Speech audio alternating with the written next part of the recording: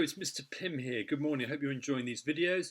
This one is going to look at manipulations and what we mean by that, and I shall be explaining that as we go along. But just a reminder, we're using PIXLR. If you're using other software, that's totally fine, but make sure that you adapt what I'm saying to the software you're using. So this time we're going to do something a bit different. We're going to, instead of starting create new, we're actually going to open an existing image because you're manipulating something that you've already made. It's actually a screenshot of the drawing that I showed you about how to make 3D lettering. I'm now going to manipulate this. Rubber tool here, and then I'm going to use that to clean up the bits that I don't want. And you can do this if you've got some really heavy shading or dark bits around the edge of your photo. But I could also select areas to get rid of the bits I don't want. So selecting this lasso tool, going around it, and then I'm going to fill it with white. So I click the fill button. Notice that the tolerance is too low. For this, you have to increase the tolerance to maximum so that it will cover everything that's inside it.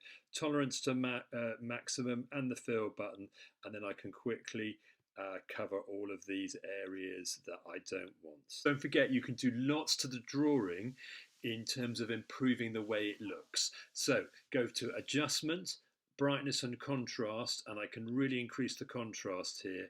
Drop the brightness down because I don't want to lose too much of the dark, just a little bit, and it contrasts right up. So I've got my darks dark and my lights light. That can really help improve a drawing that you've photographed. Apply and good to go.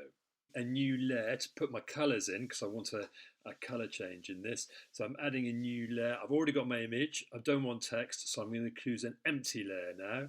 And that empty layer is one that I can edit for colour. But I want to select it area by area. So I'm going to go to the background again now. And I'm going to select this little space up here. So I've got that space. That's the one that I want to add the colour to. So I go up to the layer above again. And now I can fill that with a new colour. So I'm going to add a nice strong red. Try and think about the colour palette that you want. I might make it a little bit darker because it's like I've got that. Now I'm going to use the fill button. Larger area, this time reminder of the old polygon tool. So there's the select tool and the polygon tool. And so here I'm going to create a bit bigger area for my red. Now, as usual, I'm going to do this at speed so that you're not waiting around. But what you should be thinking ahead is, how do I get that colour onto that selection? So I'm good that I'm in that layer. I've got the right colour there. So now I can fill that wider area and fill into there.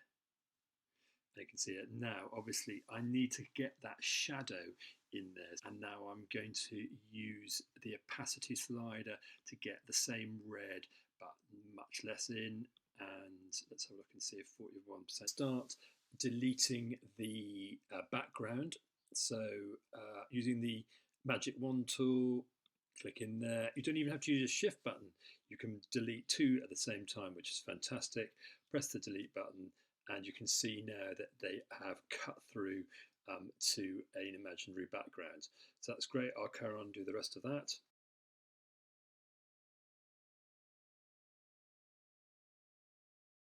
I think I might colorize the rest of it, so you can see it here in the layer there. So I've got a nice orange colour started there. So what I'm going to do is, you may remember this from your image layer in Photoshop. It's called Adjustments in this. And if I drop it down to hue saturation, then I can colorize the whole of that layer. So if I lift that up here so you can see it. So I'm going to move it to an orange, which would be nice. Can't see it at the moment because I haven't clicked the colorize button. So I'm going to click the colorize button there, and you can see it's very blue. But I'm going to move it now to an orange, keep it nice and saturate, maybe desaturate it a little bit, and then I can make it darker or lighter depending on what I want. And so I've got a really nice thing. I'm going to push it even further to the orange. It's too much. It's not as subtle as Photoshop, but you can do quite a lot with it to do it. Click apply when you're done. Need to do something else with this. So first of all, I'm going to save it. So I've got that, a version of that. So file, save, and then you can give this a name, like a screenshot, but I'm just going to put call it Orange A, so I'll be able to find that again and save that. Oh, I download, and so it goes onto my computer. So you've got to allow that. All done. Manipulations now. So I've saved a version, but I'm going to now merge these two layers. So layer, merge down, and you can see they've become one layer, so which is great. So I can change that layer altogether. Now I'm going to, using the adjustments layer, I'm going to invert it, see what that looks like. And I've got a really nice blue version, so I could save that file, save, and you know how to do the rest. Distortion tools too to create differences. So I'm clicking in the layer, and then I'm going edit, transform, and I want the free distort button here. And then the free distort button, I can move each corner. It's not as sophisticated as Photoshop by any means, but you can do some limited distortion there to improve your thing. So do I want to apply the distort? Yes, I do. The A into a photograph. Now I'm using a photograph off the internet, but you should use your photographs that you've already taken. So what I'm going to do is I'm going to start a new document. So file, new image. And I am going to open an existing image. So I click open image. And I know that I have got some in my downloads area. So I'm going to my downloads area, and you can see here I've got the festival picture here that I'm going to work off. And it's the Atomic Festival is a 1950s festival from the time when I might have been born, or maybe earlier. And you can see here a photograph.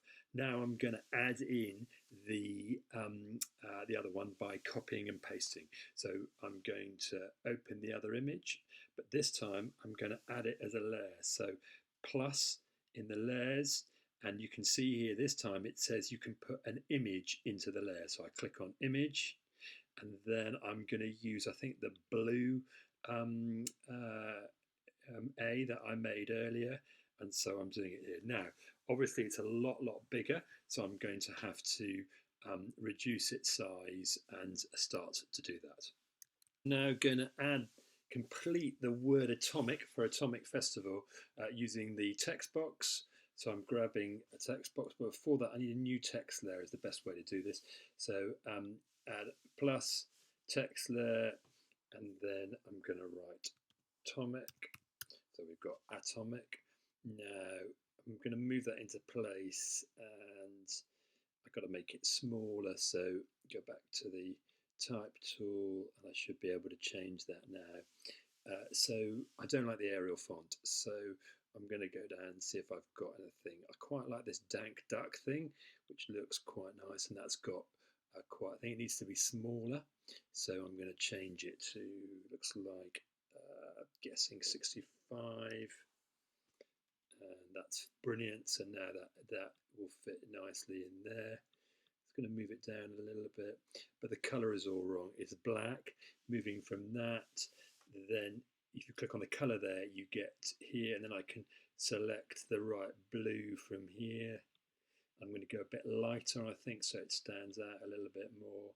And then I've got a good combination of hand graphics and then graphics, and that's in my mind, a starter manipulation where you've taken a drawing, manipulated it, you've taken a photograph and manipulated it, you've taken some hand, some computer typography and manipulated it and brought the whole thing into a combination. This could be the beginning of a poster. We want you in this task to produce 2 or 3 of these using your own variations and your own